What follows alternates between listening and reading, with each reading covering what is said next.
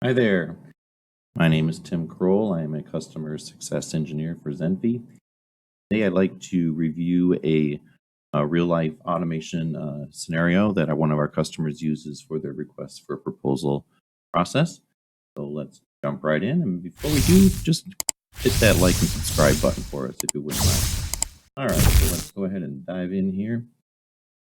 We're going to go to our Zenfi workspace.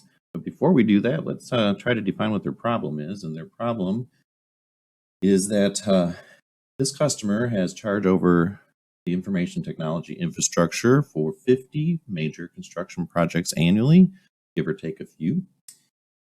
But before each project, a separate RFP document had to be customized for each of their 4 vendors, and then the document was emailed manually to each vendor. Information was logged to a Google Sheet, and then the document was saved on a Google Drive folder, and all that was a manual process. And that's a really perfect opportunity for Zenfi to take over. So here we go. All right, so now let's go to our Zenfi workspace, and we need to go into their flow right here. So this is the workflow, and I'm not going to go through every step in detail, but you can see there is a lot of actions in this workflow, and each of these actions represents a task that they had to do manually. And last I counted, there was about 150 actions in this workflow. So yeah, it took a lot of time. You do that times 50 times 4 vendors, it'd be 200 locations times all those actions. So you can see how this would be really a significant benefit to them. So this workflow starts out with a Google form. So a Google form is submitted, and the information on that Google form is what kicks off the process and drives the workflow and the design. So what are they doing here with this? So their framework is at the top of the workflow. These are things that every workflow needs, just the kind of the basics, date, time, what information. I mean, they do store builds, and so they have to get the information for the stores. So they pull that from a Google Sheet, the responses from the form, just the basic things for the framework for a workflow.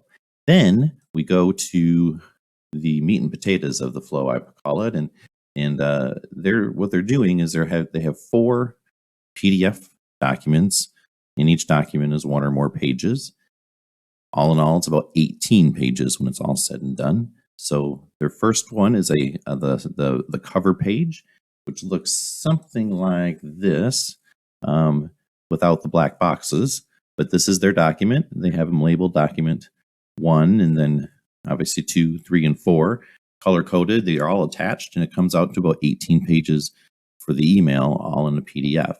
But right here are the 4 documents: the site information, which is this one here, then the vendor agreements, which every company has, what their vendors have to agree to do business with that company, and the addendum. What is the addendum? The addendum is anything that would be outside of the request for proposal. So something that would be a deviation from the request for proposal form, because that form they have is a static form. So that's what that is. And then the 4th one is the actual request for proposal document.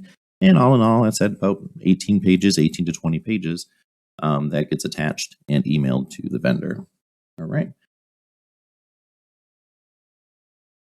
So just kind of skip through to give you a high-level overview. So once it creates those documents, it goes down to this action here. And this action is a switch by value action, which determines which trade it goes to. They have low voltage, audio visual, and this is their testing one.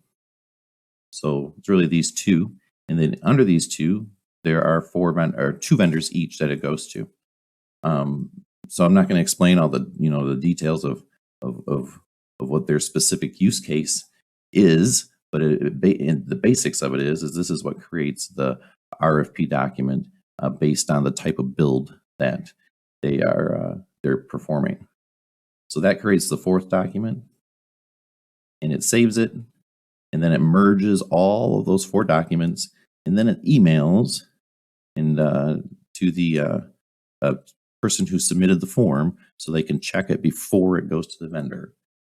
All right. So, and then that email, they get something that looks like this. So they'll get an email from Zenfi. It'll ask them to approve or reject the document, and the document will be attached to the email. They reject it, it terminates the flow. If they approve it, the flow keeps on going and completes. So once let's say they approve it, it's going to go down to here. This is the reject side. This is the true side. If you're familiar with our product at all, on an if condition. So here's an if condition. The true path is what you define in your conditions. So right now it's when check outcome is equal to approve, then it will go down the true path. All right, so it goes down the true path, saves it, and it writes the information to a log. And then here it emails the vendor. Right, so we got all 4 vendors, emails them, and logs their, what it emails them is an email with a very similar to the last one I showed you, but it says acknowledge on it. They have to acknowledge it, so we know that they got it. And then that's the end of this flow.